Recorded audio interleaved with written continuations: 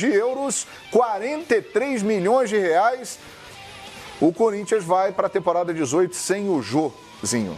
Olha, ontem eu estava no evento lá do Sheik, né, em Mangaratiba, e eu não joguei, então eu fiquei muito tempo ali do lado do Carille, do Tite e do Zico. Só essas três feras, Você estava bem, Zé? Eu estava. E eles também estavam bem acompanhados? Eu estava só escutando, só aprendendo. Apurando. E eu conversei com o Carille, né? Que pessoa, que eu não conhecia pessoalmente, me deu um abraço, né? E ficamos trocando uma ideia ali, um cara sensacional. E ele até falava novamente aquela frase que ele usou muito: o meu grande reforço é manter os meus jogadores. Ih, rapaz. E isso não está acontecendo, né? O Pablo já tinha saído, o Arana já tinha saído também. Exatamente. E agora ele perde o melhor jogador do Corinthians no campeonato, o artilheiro do campeonato. Um jogador que até eu fui um dos que falei, de repente, pode brigar por uma vaga na seleção, na Copa do Mundo, com o Firmino, né? Com o Diego Souza, pelo campeonato que fez, pelo jogador que é e pelo profissional, né? Que ele se reinventou dentro da carreira dele. E é uma perda, assim, eu não vejo hoje, assim, um jogador para substituir agora, imediatamente. Principalmente porque financeiramente tá muito caro. Tá difícil de você buscar no mercado um jogador desse quilate aí, desse nível. Tanto é que ele foi vendido por 11 milhões de euros. Ozinho, já entrando num outro tema que está relacionado, se fala muito no nome do Trellis, atacante colombiano do Vitória. Mas olha, o Fred está por aí, né? Porque o Ricardo Oliveira fechou com o Galo.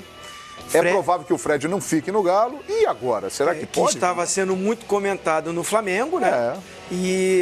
Mas você vê no mercado o Fred, que é um jogador que já tem uma idade mais avançada, um baita de um atleta, um baita de um jogador, mas já está num momento da carreira que já está mais no período de descer do que subir. Sim. Mas é um cracaço, é um grande atacante artilheiro. Mas todo mundo fala num grande reforço para um Flamengo, agora vai também entrar na pauta do Corinthians, o Fred. Eu acho que assim, um jogador para chegar e rapidamente fazer o que o Jô fez nesse período curto, não vai ser fácil no Corinthians. E é uma perda grande para o campeão brasileiro, que já inicia o ano com perdas, né, dentro do seu elenco e que vai ter que trabalhar urgentemente. Para um clube que já vai ter eleição também em fevereiro. Estava lá também com um dos candidatos à presidência, né, o Sanches também estava no evento, bati um papo com ele, e ele está muito confiante que ele vai ganhar essa eleição e já está com planos futuros, né? Já pensando em CBF também. Já está pensando em CBF também, o Sanches. E assim... seria uma volta, né? O bate-papo que ele teve comigo, assim, eu gostei das ideias dele, né? Daquilo que ele está pensando para o futebol brasileiro. Gostei. Então, assim, eu acho que foi ruim, sem dúvida, a saída do Jô. E essa diretoria que vai mudar em fevereiro. Vai mudar. Como é que é isso? Vai trabalhar uma diretoria agora para um elenco que vai chegar uma nova diretoria, começa ruim o caminho do clube. A diretoria do Roberto de Andrade, que está saindo, vai ter que buscar uma reposição aí para o Jô, né? E a diferença é você ter... Bom, é claro que é preciso ter cuidado com o que a gente vai dizer sobre o futuro do Corinthians, a partir da saída do Jô, que foi o principal jogador do time em 2017, porque quando o Jô chegou em 2016, também ninguém acreditava que o Jô fosse jogar tudo que jogou em 2017. É verdade. Então, não vamos também colocar o carro na frente dos bois. Há diferenças entre a chegada do Jô no ano passado, por mais que se duvidasse, eu não achava que fosse uma grande contratação, para o Trellis, por exemplo. Uma diferença, o Jô conhece o ambiente, o Jô conhece o clube. Foi criado lá, né? O Jô é o jogador mais jovem a atuar pelo Corinthians em todos os tempos, quando estreou em 2003. Então tem diferença. O Trellis pode chegar e dar muito certo, mas ele tem que chegar e se ambientar. Se for o Trellis está acertado com o Corinthians precisa se acertar com o Vitória. E para chegar e entender como é o time, como funciona, qual é a característica, se vai ser... O peso da camisa, né, PVC? Tudo isso tem diferença. A cobrança, a pressão da torcida. Agora, o Corinthians vai começar o ano, o Corinthians pelo menos termina o ano, nesse momento, sem a Pablo, sem a Arana e sem Jô. Você perde 30% do time. Tirando o Cássio, você perde 30% do time. O Trellis, ele, claro que tem o peso de você jogar no Corinthians, que por mais forte que seja o Vitória na Bahia, é diferente de jogar no Corinthians. O peso de vestir aquela camisa, de se adaptar, mas ele me passou uma impressão muito boa no campeonato. Não, sem dúvida, é muito bom jogador. Nesse sentido, um cara que, para chegar, não estou falando que eu concordo com a contratação, mas para chegar, pegar a camisa, assumir, não sentir o peso da camisa, porque já jogou em muitos clubes grandes, já jogou em Copa, seria o Fred. Né? Essa pressão, essa cobrança, não ia sentir tanto. O que eu digo é que qualquer jogador que chegar para substituir o Jô, que chegou, concordo com o PVC, com desconfiança, mas ele já era dali do clube, ele já tinha esse conhecimento do clube. Um jogador que seja mais jovem ou que não tenha ainda um peso no cenário nacional, ele sente. E é difícil esse início para se adaptar. E o Jô, né, lembrando que ele foi revelado pelo Corinthians, rodou por muitos times e construiu, apesar dos problemas que ele tinha e que a vida dele foi transformada, ele conseguiu construir uma carreira interessante, né? Campeão da Libertadores, com o Atlético sendo artilheiro, esteve em 2014 na Seleção Brasileira, passou na Europa, no Manchester City. No Everton, Shakhtar Donetsk, que saiu do Shakhtar para jogar na Inglaterra, jogou primeiro. Um cara de peso. É um peso que o Trellis não tem, realmente. E quando ele chegou no Corinthians, também não chegou assim, não é um cara com a idade tão avançada assim, não. Tem condições ainda de jogar por um tempo. Então isso tudo conta, né? A história do Jô, a história que o Jô nos contou nesse ano, ela é muito importante para entender o que aconteceu no período que a gente desconfiou e no período em que ele se provou. Porque ele deixou claro que a vida dele não vinha sendo de atleta em 2011, em 2012, em 2013, em 2014, em 2015, em períodos que ele estava jogando bem, como em 13 e 14, em períodos que ele estava jogando mal, como 11 e 12. Sim. Ele deixou claro isso. E quando ele decidiu, o depoimento da mulher dele no prêmio do Brasileirão é emocionante.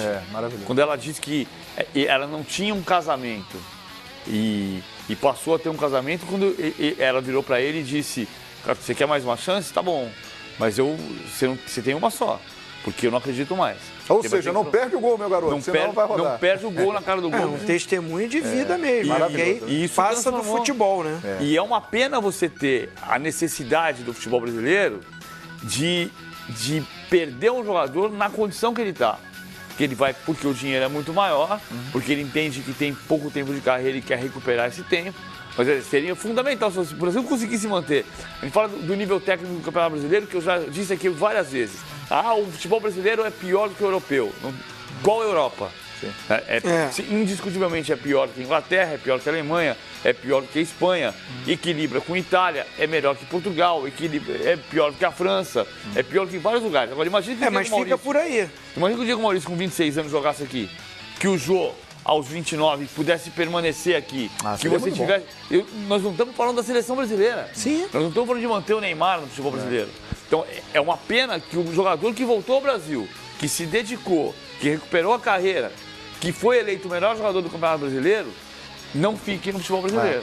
E aí é o preço que se paga por uma administração não só do Corinthians, de todos os clubes ao longo dos anos, administrações que não cuidaram dessa parte financeira, uma questão econômica, e aí pinta o dinheiro, os caras vão e vendem mesmo para atender. Mas é uma pena mesmo. Quem sabe um dia a gente começa a chegar num patamar, e os clubes estão tentando se organizar para isso daqui à frente, para começar a competir e manter jogadores. Pois não, Zinho? Não, eu ia completar do que o PVC falou, que a minha surpresa foi ir pro futebol japonês. Eu já joguei lá, né? Maravilhoso, ótimo, estrutura maravilhosa, organização. Mas o futebol japonês há muito tempo não investia assim. É verdade, a China tomou conta, né?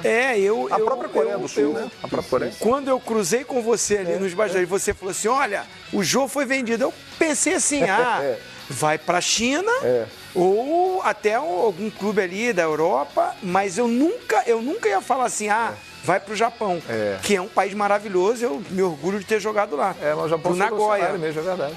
Foi uma surpresa. E uma outra coisa, é claro que a questão financeira foi o principal, mas aquela que eu até comentei dele poder voltar à seleção, eu acho que fica um pouco ele se afasta um pouco da seleção. Ah, você vai falar, mas o Renato Augusto está jogando na China e foi. Né? Mas é um jogador de confiança do time. Assim, eu acho que nesse sentido ele perde um pouco, né? Sem dúvida, sem dúvida. Sem dúvida. O Diego Maurício, você pode falar um pouco também sobre isso, né? Porque você, como Jô, você começou muito novo num clube gigantesco. O Corinthians e o Flamengo são times de massa, são as maiores torcidas do Brasil. E você, de repente, começou a ter aquilo tudo que o fato de um jogador de futebol de uma equipe desse porte tem. Né? Todas as facilidades, todas as tentações. A gente sabe que acontece muita coisa. O Jô, assim como você, também passou muito por isso e depois de um tempo acabou entrando no rumo. Você pode também falar um pouco sobre isso, sobre a sua experiência. Eu acho que a dificuldade é porque 90% do jogador de futebol é muito pobre, né? Então, você dorme pobre e praticamente em uma semana você está ganhando um salário que é difícil de explicar. Você dorme pobre e acorda rico. É isso. Haja cabeça. Não queria dizer isso porque é até uma ofensa para algumas pessoas que estão nos ouvindo. Então, acho que é complicado. Então, para administrar, é um pouco complicado. A gente fica um pouco aéreo, porque é normal do jovem ficar um pouco aéreo. Só que chega um momento que, quando a água bate na bunda, a gente começa a... Eu digo assim, né? Quando a água começa a bater na bunda, a gente começa a seguir o trilho certo, as coisas começam a dar em certo. E qual foi o momento que o Diego Maurício sentiu? Ih, a água bateu aqui, hein? Bateu, vou ter que dar uma mudada, que senão vai complicar, hein? Eu vi quando eu estava perdendo as oportunidades. Quando as pessoas não aceitavam mais, que eu poderia ajudar a equipe. Então, acho que minha esposa tem uma parcela 100% nisso.